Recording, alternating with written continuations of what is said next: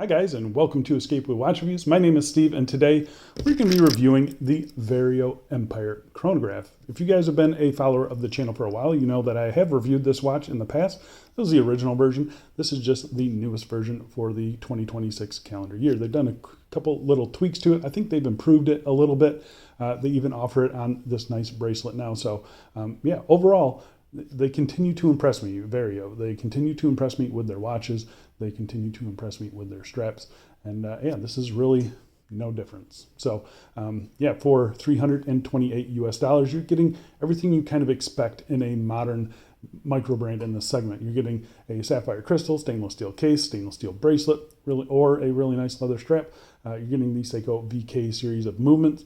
Yeah, really cool Art Deco design in this one. And yeah, I've just been absolutely loving it. I like the previous version. I like this one even more, and I think you guys will too. So I'd say we get right into this full review. But before we do a quick wrist check today. Wearing a watch that I don't think I've shown off to you guys before. This is a Zeppelin watch.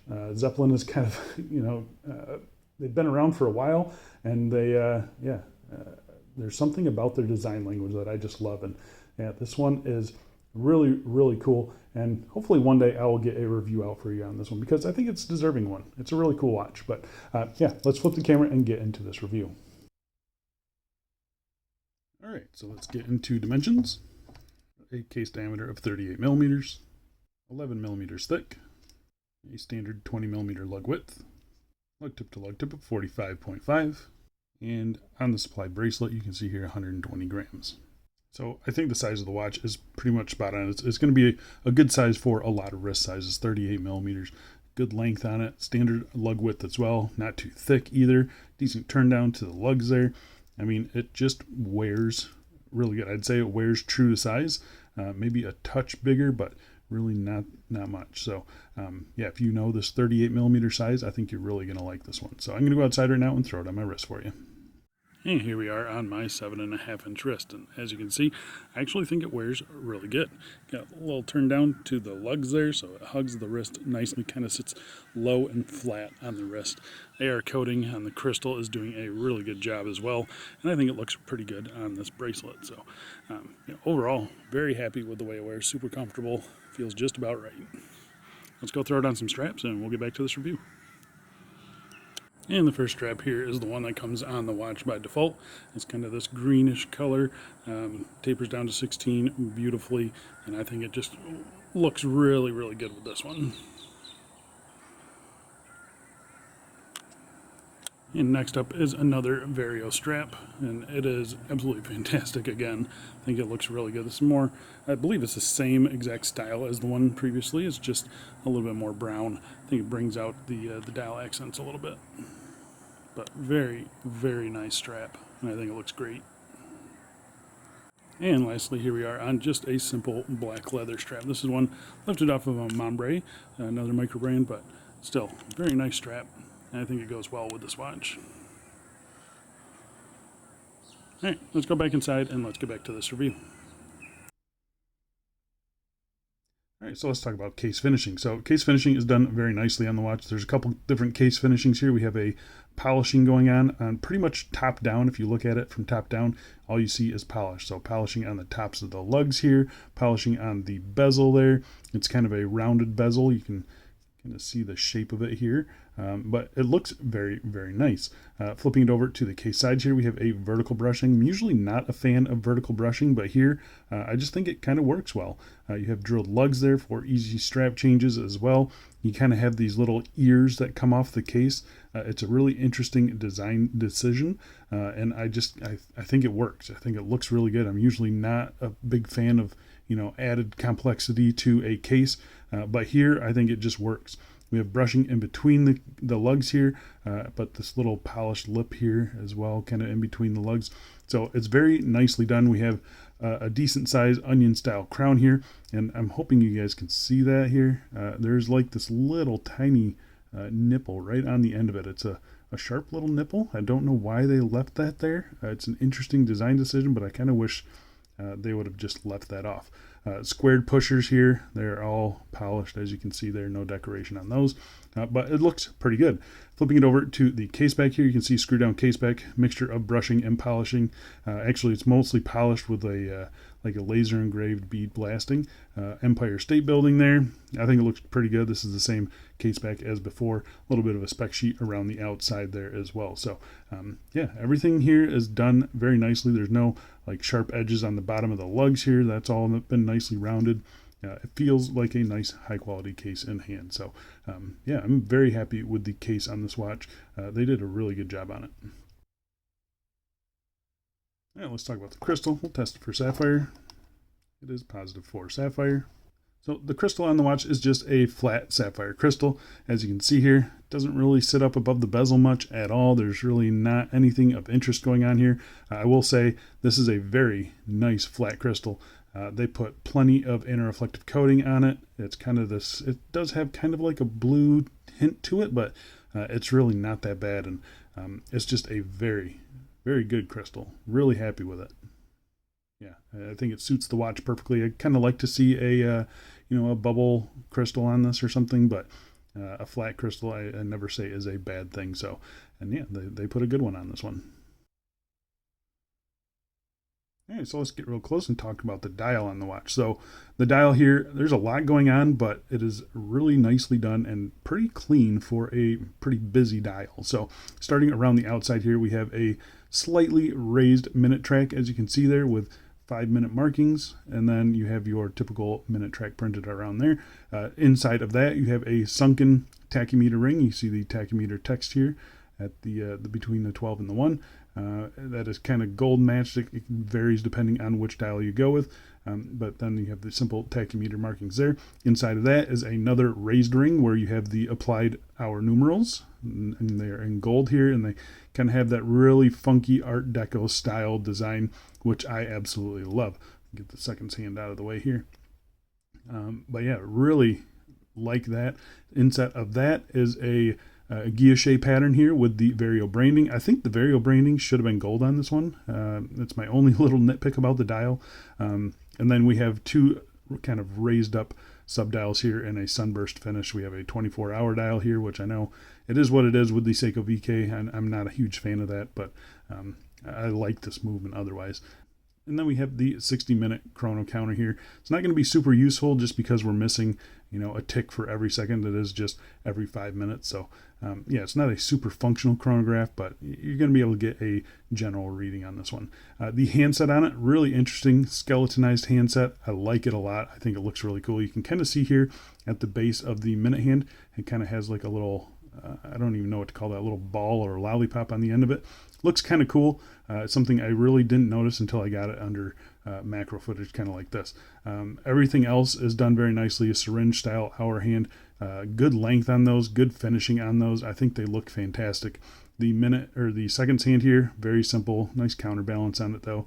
There's no coloring, but I do think it looks really good, and you can see sweeping around nicely there. Yeah, I mean, they executed the dial very nicely. There's no loom on it. It's pretty legible for being a chronograph, and having skeletonized hands. It's usually not something that's going to lend to really great legibility, but it actually works pretty darn good here. They have a few different colorways that you can see on screen now. I think they all look really good. There's one that's kind of a little sporty with the red, but most of them are just kind of traditional, and I think they all do look very good. And if they're executed anything like this, yeah, I think they just kind of nailed it. They did a really good job on it. I really like that guilloche pattern, and the applied numerals I think look good, and all the different layers to the dial make for a pretty interesting dial to look at. So yeah, they did it really well. All right, so let's talk about the movement. So the movement inside is the Seiko VK64 Mecha Quartz movement. If you're unaware, it's a kind of mechanical and quartz watch. It has mechanical components to reset the chronograph hands, and it's got a nice sweep there, 5 ticks per second. So it's very nice. You got nice tactile feedback on the pushers, but then the main timekeeping is just a quartz movement. So they're like 3-year battery life, and they're plus or minus 20 seconds per month as the stated accuracy, but they're typically much more accurate than that. But yeah, I've got no issues with this other than the odd 24-hour dial here.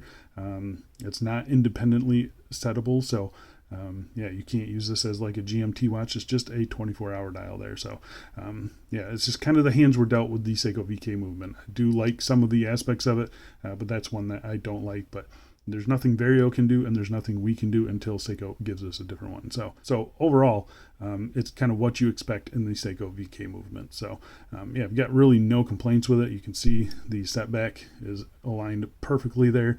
Really nice clicky feedback on those pushers. They do really nicely. The handset, I mean, there is a go state position here, so just keep in mind that. The alignment on the hands is spot on, as you can see there. So yeah, there's just not much to complain about here. Vario did a very nice job assembling this watch, and yeah, it's a good one. All right, so let's talk about these straps. So if you guys aren't aware, Vario, they kind of started out as a strap maker, and I have to say their straps are some of my absolute favorite watch straps that you can get. These leather straps, they are supple right out of the box. They got nice taper on them, so 20 millimeters tapering down to 16 millimeters. They're a perfect size for me. I'm kind of on this third to last hole here. The hardware, it's nothing fancy. It is signed with the Vario branding there. But again, it's just nothing fancy. I've seen this buckle plenty of times. I kind of wish they would upgrade those a little bit, but they're unoffensive. They're not sharp or anything like that, so I can't complain too much. You got one floating keeper, one stationary keeper. Really nice stitching on this. This one is kind of like a greenish brown color. It goes very well with this dial, in my opinion. The backside here, German leather, Vario branded, quick release spring bars. So yeah, there's just not a whole lot to complain about. And if you guys are more of a bracelet person, you can actually option a pretty decent bracelet for $68 US. So you'll see that in the link down below. So here's the bracelet that you get. Solid links, solid end links, split pins for sizing. Pretty nice brushing and polishing, as you can see here. It looks like a 7-link bracelet, but it's actually just one bank of links there, as you can see. So yeah, a little bit disappointed in that, but really the comfort is fine, and it kind of gets rid of a lot of the squeaks and rattles and stuff like that. So it feels like a pretty heavy duty and solid bracelet. It's been very comfortable for me. It doesn't pull hairs. The bottom edge has been nicely rounded off, as you can see there. You got quick release spring bars, so that's nice. I will throw it on the watch here in just a second. But yeah, and you can also see here that it comes with kind of half links, not quite half links, but 2 half links for better sizing. You got a butterfly clasp here. The clasp works just fine. It's, again, nothing fancy, but yeah, unoffensive. It's pretty soft on the bottom side there. So yeah, I overall have been pretty happy with the bracelet here, but the strap is just really, really nice as well. And here we are, threw it on the bracelet just so you guys could see how it looks. Yeah, it actually looks pretty good. The end link fitment is nice and solid and tight in there. Quick release spring bars, they're a little fiddly to use just because the design of the actual end links makes it a little bit tough to grab onto, but really not a big deal. But yeah, they're a pretty nice looking setup in my opinion. I mean, I think the bracelet design goes pretty well with the case design. The fitment looks great as well. So overall, pretty happy with the bracelet. Very happy with the strap on it. You can't go wrong with either of them, in my opinion. I think for $68, it's a little bit much for the bracelet, but there's no denying that it does look really, really good on the bracelet. And the bracelet is 100% usable and comfortable. And yeah, I think you're going to like it if you do opt for it. So there you go, guys. That is the latest version of the Vario Empire Chronograph. Really happy with my previous one. Really happy with this one as well. I think it looks fantastic. The finishing, I think, is excellent. I do think they upgraded the crystal on it. I think the new dial layout is a lot cleaner and a little bit better looking. Solid movement, sapphire crystal, good bracelet or strap options. Yeah, there's really nothing else out there that kind of looks like this either. So yeah, I think you will really enjoy this watch. I know I have been. So yeah, I will be leaving a link down in the video description. Go check that out. Thank you guys for watching, and I will see you in the next one. Bye.